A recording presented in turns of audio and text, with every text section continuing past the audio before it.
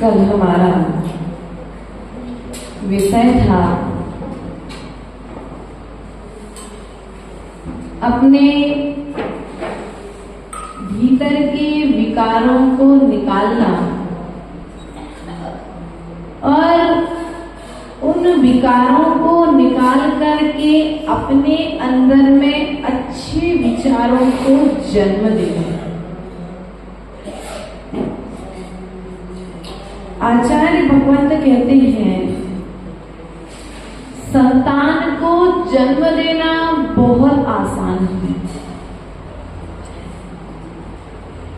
बच्चे को जन्म देना बहुत आसान है, लेकिन उस बच्चे के अंदर में अच्छे विचारों का जन्म हो, अर्थात अपने अंदर में अच्छे विचारों को जन्म देना कठिन है। संसार के समस्त कार्य करना आसान है, मात्र यदि कोई कठिन काम है तो वह है अपने विचारों को संभालना। संतान को संभालना आसान है यदि उस संतान के विचारों को संभाल दिया जाए तो। कल मूलाचार्य जी ग्रंथराज के दूसरे भाग का स्वाध्याय चल रहा है और आचार्य भगवंत भट्टकेर स्वामी ने कुछ इसी विषय से मिलती हुई बात कही। यदि आप अपने आचार और विचार को संभालना चाहते हो तो अपने भोजन को संभालो। क्या कहा? ये बात हम नहीं कह रहे, इस बात को भट्टकेर स्वामी ने साधु से कहा है कि तुम्हारे जो भोजन संबंधी अतिचार लग जाते हैं, उन भोजन संबंधी अतिचारों का त्याग करके यदि आप भोजन ग्रहण करते हैं तो आपका आचार समझ जाएगा, और जब आपका आचरण समझ जाएगा तो आपका विचार समझ जाएगा, और आपका विचार समझ जाएगा तो आपका जीवन बदल जाएगा। इसी बात को आज लेकर के आए हैं आचार्य भगवंत अमित गति स्वामी 18 नंबर कारिका के माध्यम से क्या कहना चाहते हैं, इस बात को हम आज समझने का पुरुषार्थ करेंगे। न स्पर्श्यते कर्म कलंक दोषै योऽध्यात्म संघै ऋद्धिग्म रश्मि निरञ्जनं नितमनेकमेकम् तं देवमातं शरणं प्रपद्ये तं देवमातं शरणं प्रपद्ये। मैं उन अरहंत देव की शरण में जाता हूँ जो कर्म कलंक से रहित हैं, अर्थात योद्धांत संघै ऋद्धिग्म रश्मि।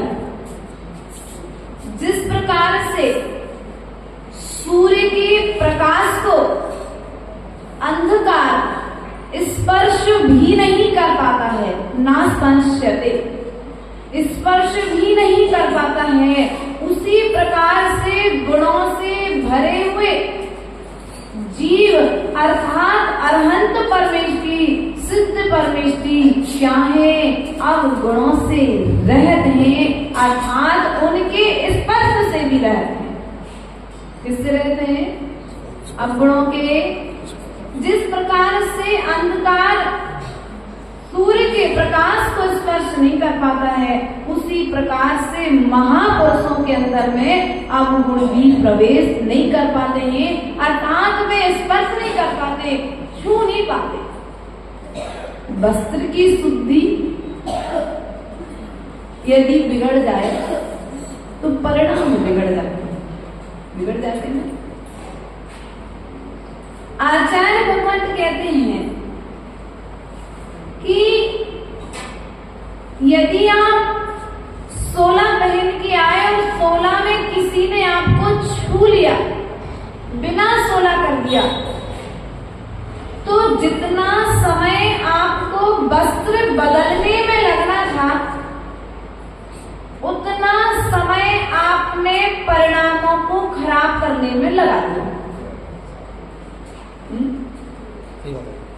वस्त्र बदलने में समय नहीं लगता, जाते 1 मिनट में जाकर के बदल करके आ जाते, एक क्षण में। लेकिन अब आपने क्या किया, आप बड़े हैं उम्र में, किसी छोटे बच्चे ने छीन लिया।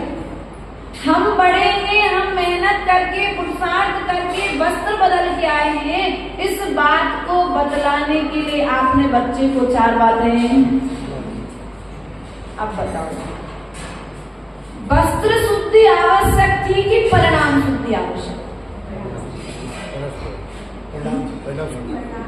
और हमारी स्थिति ये होती है कि हम परिणामों की शुद्धि की ओर तो हमारा ध्यान नहीं है, हम वस्त्रों को संभालने में लगे हैं, हम परिणामों को नहीं संभाल रहे हैं। और जब हम परिणामों को नहीं संभाल रहे हैं तो फिर तुम्हारी ध्यान रूपी वेदी पर तीर्थंकर भगवान की प्रतिमा विराजमान कैसे होगी? ये वेदी आपने बनाई पाटोली जी, थोड़ा सा ऊंचा पत्थर भी रख सकते थे बीच में, थोड़ा नीचा भी कर सकते थे, फिर थोड़ा ऊंचा कर सकते थे, ऊंचा कर सकते थे, क्यों नहीं किया ऐसा? आप उसको थोड़ा ऊपर नीचे भी कर सकते थे, इस जगह को थोड़ा सा कहीं गड्ढा कर देते, थोड़ा सा संकलन कर देते, बैठने के लिए स्थान चाहिए ना, क्यों नहीं किया ऐसा? विचार किया? यदि यह जगह थोड़ी सी ऊंची नीची रहेगी, वेदी ऊंची नीची रहेगी, तो भगवान की प्रतिमा को आसानी से नहीं रखा जा सकता है। आप इस स्थान पर निर्विकल्पता से नहीं बैठ पाएंगे। जितनी निर्विकल्पता के साथ में, जितनी एकाग्रता के साथ में, जितनी स्थिरता के साथ में आप अभी बैठे हैं, यदि यहीं पर थोड़ी सी जगह पर गड्ढा, थोड़ी सी जगह पर प्लेन होता तो आप बैठ पाते क्या? उसी प्रकार से, जिस प्रकार से ऊंची नीची वेदी पर जिनेंद्र भगवान की प्रतिमा को हम विराजमान नहीं करते हैं, तो हमारे ऊंचे नीचे परिणाम, थोड़े से धर्म के और थोड़े से कर्म के, इन परिणामों की वेदी पर यदि तुम्हारी वेदी थोड़ी सी ऊंची नीची रहेगी तो जिनेंद्र भगवान की प्रतिमा तुम्हारे हृदय रूपी आसन पर विराजमान कैसे? हमें मात्र अपने परिणामों पर ध्यान देना है। इन परिधानों को हमने अनादि काल से संभाला है। संभाला कि नहीं संभाला? कपड़ों को तो हम अनादि काल से संभाल रहे हैं, लेकिन मात्र ये मनुष्य भाव आपको ऐसा मिला है जिसमें आप अपने परिणामों को संभाल सकते।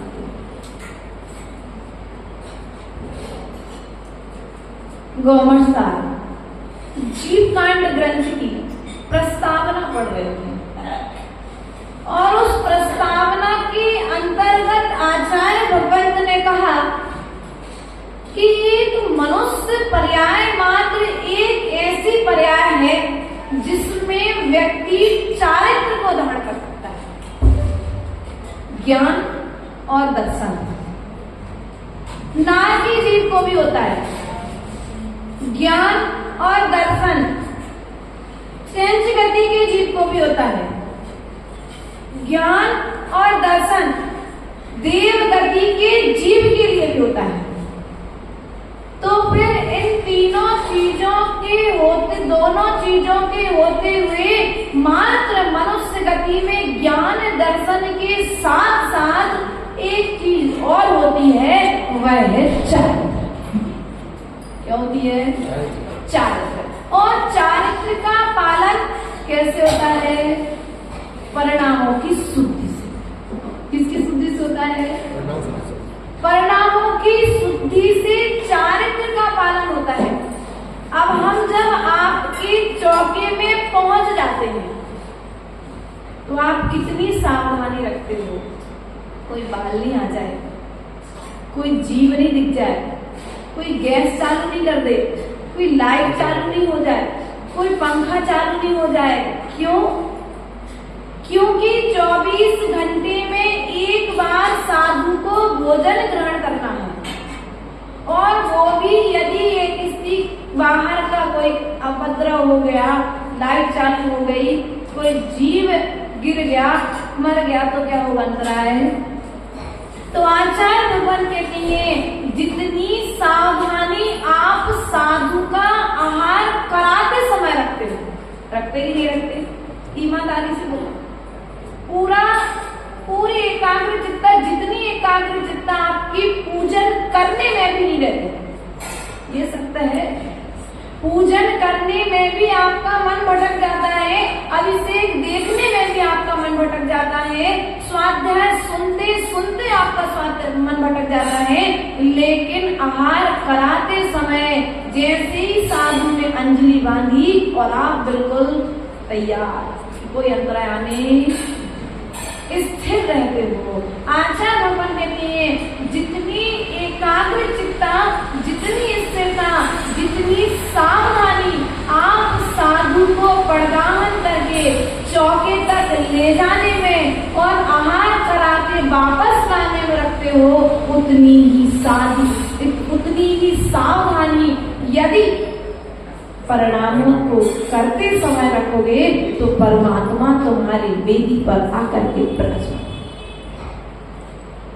रोज अभिषेक करते हो चौबे भगवान का, है ना, और रोज अभिषेक करते हो और रोज उसी वेदी पर से उसी प्रतिमा को रोज उठाते ना, और उठाते समय जब रोज उठाते हो, रोज रखते हो तो आपको अभ्यास हो चुका है, लेकिन फिर भी एक मन में सावधानी का भाव रखते हो। क्यों? क्योंकि यदि सावधानी हटेगी दुर्घटना। आचार्य भगवान कहते हैं जिनेंद्र भगवान की प्रतिमा को उठाते समय सावधानी रखते हो, साधु को आहार कराते सावधानी रखते हो, तो जीवन में हो रही घटनाओं के साथ में यदि सावधानी रखोगे तो पाप कर्म से बचोगे, अर्थात पाप कर्म के बंध से बचोगे, और जब पाप कर्म के बंध से बचोगे तो संसार तुम्हारा छूट जाए। हमारा ध्यान सब और है, मात्र एक चीज को छोड़ करके परिणाम को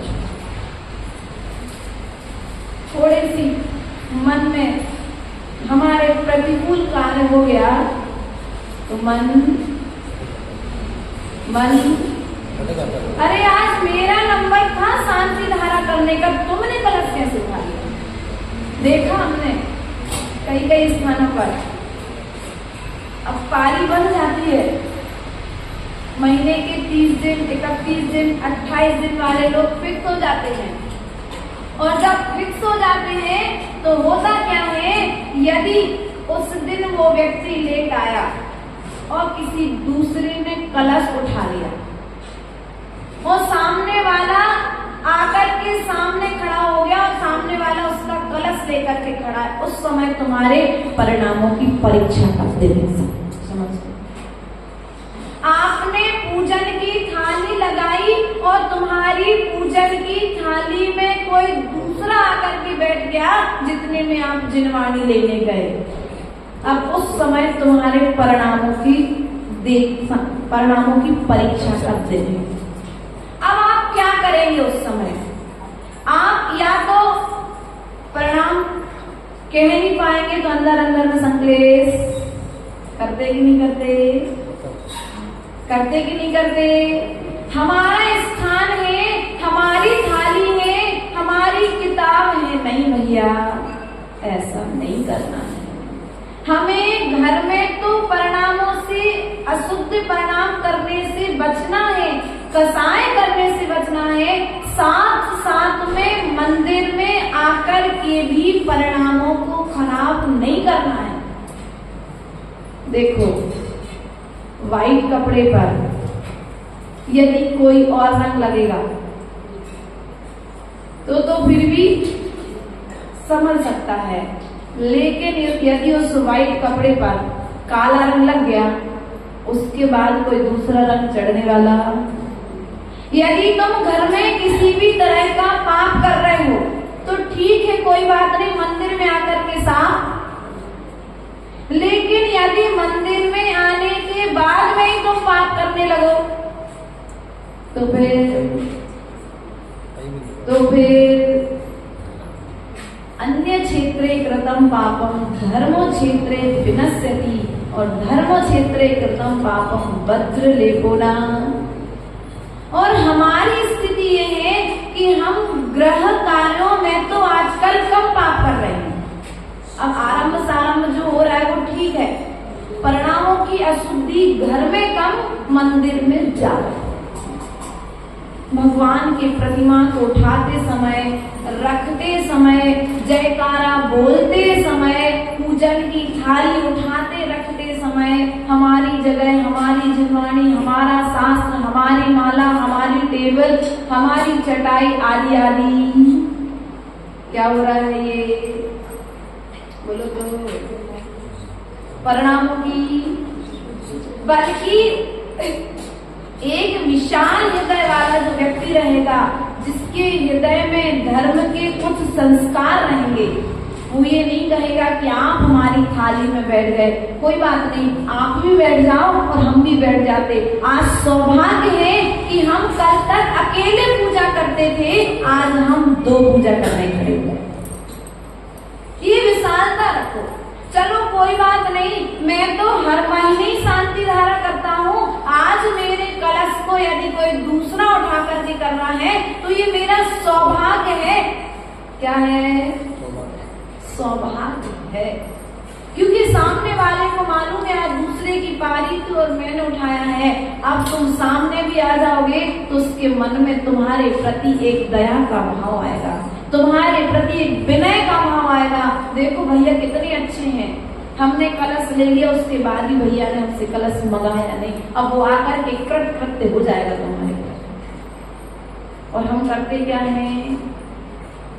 हम करते क्या हैं? उतनी समय सावधानी ना रख करके सीधा मुख से तीर की तरह बाणों को फेंकना चालू कर देते कि नहीं कर देते? अपने मुख से तीर की तरह बाण, अहंकार से युक्त बाण, सम्मान से युक्त बाण, क्योंकि हमारी पूर्ति नहीं हुई ना अभी। क्या हमारी पूर्ति नहीं हुई? एक बच्चा जन्म लेता है, वो बच्चा भी माता पिता से अपेक्षा रखता है, और एक धर्मात्मा जीव जब मंदिर में आता है तो वो भी एक अपेक्षा लेकर के आता है। लेकिन आचार्य भगवान कहते हैं जिन परिणामों से पुण्य बढ़े, क्या बढ़े? जिन परिणामों से पुण्य बढ़े, ऐसी अपेक्षाएं तो भगवान से और पिता से रखना। और जिन परिणामों से पाप बढ़े, जिन कार्यों से परिणाम खराब हो, ऐसी अपेक्षा हृदय में विशालता लेकर के आओ। क्या लेकर के आओ? हृदय को थोड़ा सा बड़ा करो। ऐसा नहीं कि आप भोजन कर रहे थे और कोई आ गया सामने आपके, तो नहीं भैया हम तो उनको ही भोजन कराएंगे, हमारे यहाँ व्यवस्था। कोई बात नहीं, मैं देखा विहार करते थे, विहार करते करते अचानक से रास्ते में बिरुल बाजार प्रवेश हो रहा था। अब 15 लोग आ गए इकट्ठे दर्शन करने के लिए।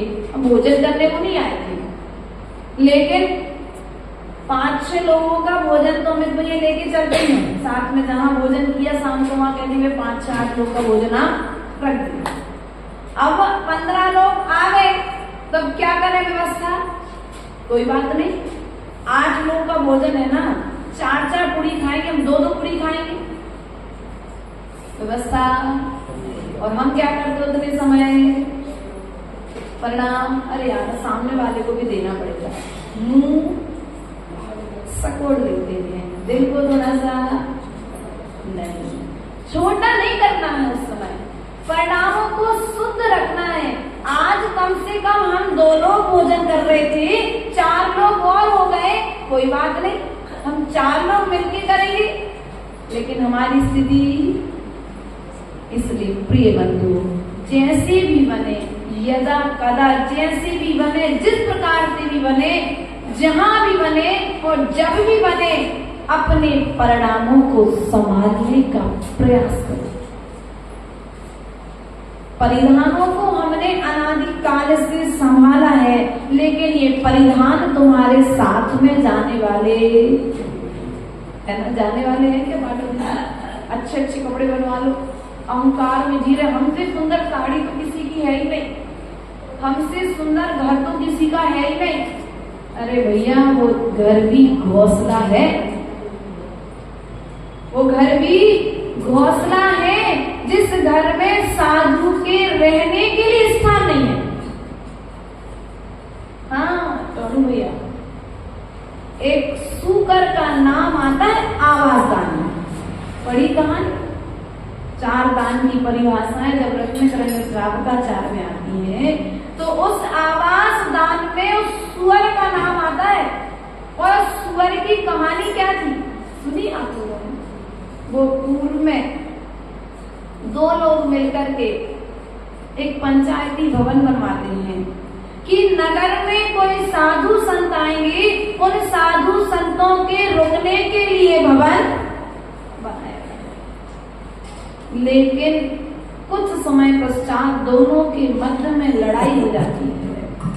अब जब दोनों के मध्य में लड़ाई हो जाती है, तो एक कहता है कि निर्गत साधुओं को हम इस भवन में नहीं रुकने देंगे, और दोनों का इतना झगड़ा होता है, इतना झगड़ा होता है, दोनों आर्तरौद्र परिणामों के साथ में मरण को प्राप्त हो जाते हैं।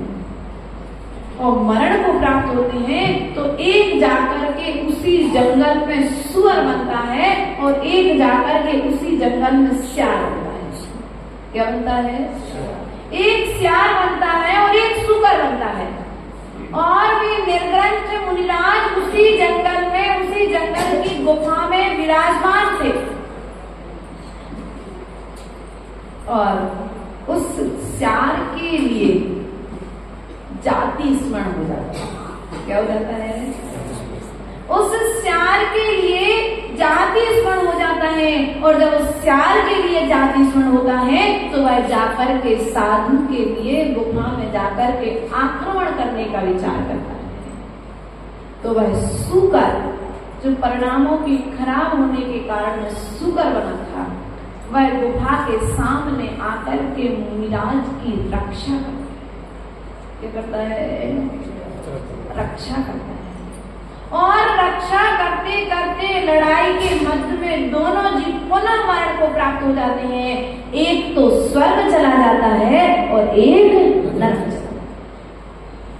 इसलिए प्रिय बंधुओं, हमारे कहने का तात्पर्य आपसे इतना है कि सब कुछ करना, गृहस्थ हो, श्रावक हो, तुम्हारे मर्यादा के विरुद्ध कार्य करना। तुम्हारी जो मर्यादा ग्रंथों में बताई गई है, निर्ग्रंथों ने कही है, उस मर्यादा का यदि आप निरंतर पालन करते रहोगे तो पूजा को प्राप्त हो जाओगे। श्रावक भी पूजा को प्राप्त हो सकता है। हो सकता है कि नहीं हो सकता? राजा श्रेणिक की पूजा की देवों ने, ठीक नहीं की? धन्य कुमार की पूजा की देवों ने, वरांग स्वामी की पूजा की देवों ने, वरांग चरित है ना, सीता सती की पूजा की देवों ने, चंदनवाला की रक्षा की देवों ने, मैना मनोवती के लिए रत्नों के थाल दिए देवों ने, मैना सुंदरी के लिए कार्य की सिद्धि हुई पुण्य से। तो कहने का तात्पर्य हमारा इतना है कि यदि तुम अपने परिणामों की शुद्धि रखते हो तो देवता आकर के तुम्हारी सेवा करेंगे। बहू पांव दबाए चली दबाए, चिंता नहीं करना। बेटा पानी दे या नहीं दे, चिंता नहीं करना। यदि तुम्हारा पुण्य रहा और परिणामों की शुद्धि रही तो अंत समय में भी तुम्हें पानी पिलाने वाले। बस अभी तुम नमोकार मंत्र का रस पीना चालू करो, जिनवाणी का रस पीना चालू कर दो, जिनवाणी का रस पिलाना चालू कर दो। भैया गिलास आपके सामने है, अब उस गिलास में आपको पानी भरना है कि उस गिलास में दूध भरना है, कि आपको उस गिलास में कीचड़ बनना है। आपके सामने निर्णय है। गिलास एक ही है, गिलास एक ही है, अर्थात तुम्हारी मनुष्य पर्याय है, आप एक ही जीव हैं। अब आपको करना क्या है? या तो पानी भर लो तो दूसरों को ठंडक मिलेगी, दूध भर लो तो ताकत मिलेगी, और जहर भर दो तो हम कर क्या रहे हैं? हम अशुद्ध परिणामों को एकत्रित करके रख रहे हैं। बल्कि आचार्य गुरुदेव ने शिखर जी में कहा था 2016 में, जब हम लोग थे तो संघ में, अब नया नए दीक्षा हुई, सब नए थे, अध्ययन सागर महाराज जी, अध्यापन सागर जी, सब महाराज जी व्रत भी थे, और 14-15 पीछे थी लगभग उस समय। तो किसी ने कुछ कहा, श्रावक ने हो या साधु ने हो, और आकर के सबने आचार्य गुरुदेव को बात सुनी। तो आचार्य गुरुदेव ने उस समय कहा था, ये जो हमारा मस्तिष्क है, ये कोई नगर पालिका की कचड़े का डिब्बा नहीं है। क्या? नगर पालिका के कोई कचड़े का डिब्बा नहीं है कि जिसके मन में जो विचार आया, जैसा विचार आया, तुम आकर के हमारे पास आकर के यदि बात करना है तो जिनवाणी की बात करो, किसी के राग द्वेष की बात। वही स्थिति मात्र साधु को नहीं अपनाना है, वही स्थिति, वह कार्य हम श्रावकों को भी करना है। इस मस्तिष्क में उन विचारों को प्रवेश दो जिन विचारों से तुम्हारे परिणाम शुद्ध रहे। हर विचार को प्रवेश मत दो। आप अपने घर में रास्ता झाड़ने वाले व्यक्ति को प्रवेश नहीं देते हो क्या? उस आचार भगवान कहती वो व्यक्ति तो फिर भी शुद्ध है, यदि तुम्हारे विचार अशुद्ध हैं तो तुम्हारे विचार ज्यादा खराब है उस व्यक्ति की अपेक्षा से।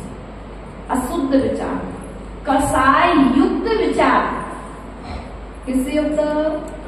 कसाय से युक्त विचार, कलुषता से सहित विचार उस भंगी से भी ज्यादा अशुद्ध है। इसलिए जिस प्रकार से घर में आप गलत व्यक्ति को प्रवेश नहीं देते हो, उसी प्रकार से इस मस्तिष्क में गलत विचारों को जन्म मत दो, परिणाम सुधर जाएंगे। आत्मा का भोजन, शरीर का भोजन तो रोटी है, लेकिन आत्मा का भोजन तुम्हारे विचार। आत्मा का भोजन तुम्हारे विचार है। अब तुम इसे जैसा भोजन कराओगे वैसा, मालिए तुम्हें प्रदान, मशीन में तुम जैसा माल डालो वैसा सामान बन के निकल जाए। तो प्रयास और पुरुषार्थ करना है कि हम इस मस्तिष्क में कैसे कैसे विचारों को जन्म दे रहे हैं। यदि आज ध्यान रखना, जाना और चिंतन करना, यदि गुस्सा आए तो उस समय सोचना कि मैं ये जो गुस्सा करने जा रहा हूँ, इससे सामने वाले का कितना बिगड़ेगा वो जाने, लेकिन उससे तुम्हारा कितना नुकसान हुआ। परिणाम खराब हुए, पहला खून जला, दूसरा टेंशन हुई, तीसरा विकल्प उत्पन्न हुए, चौथा और नाना तरह के, और फिर नींद नहीं आएगी, भूख नहीं लगेगी तो फिर डिप्रेशन होगा, और डिप्रेशन होगा तो तुम्हारी जिंदगी तो खराब हो गई। अपने हाथ से अपनी जिंदगी किसने खराब की? बोलो तो। अपने परिणाम किसने खराब किए? स्वयं ने खराब किए। अब तुम्हारे साथ दुख देने वाला कौन है? स्वयं को दुख देने वाला कौन है? स्वयं का परिणाम है। इसलिए अपने घर पर जाकर के लिख लेना, कर्म ही तो है बदले। क्या कहा? कर्म ही तो है, बोल तो दो, कर्म ही तो है, बोलो कर्म ही तो है, बदलेगा। क्या होगा? बदलेगा। पर एक लाइन अपने किचन में लिख लेना, एक कागज पे, जब कोई गुस्सा करे, कोई तुम्हारे विपरीत आचरण करे, तो बस उस टाइम को याद कर लेना, जो आज तुम्हें तुम्हारे साथ लड़ाई झगड़ा कर रहा है वो सदा नहीं रहेगा। ये जो कर्मोदय में आया है ये सदा रहने वाला। जो आज गाली दे रहा है, आज तुम उसकी गाली को सहन कर लो, वह कल गीत गाएगा। क्या करेगा? जो आज गाली दे रहा है, कल वह गीत गाएगा। कमठ ने पहले 10 भाव का उपसर्ग दिया, अंत में जाकर के पारसनाथ की जब महिमा गाई कि नहीं गाई, उसी कमठ में भी गीत भी गाए और गाली भी दी। तो बदलना पहले स्वयं को पड़ेगा, तब जाकर के दूसरा बदल सकता है। इन्हीं भावनाओं के साथ में बोले परम पूज्य आचार्य गुरुवरेश्वर विभव सागर जी महाराज जी की, अहिंसामय विश्व धर्म की।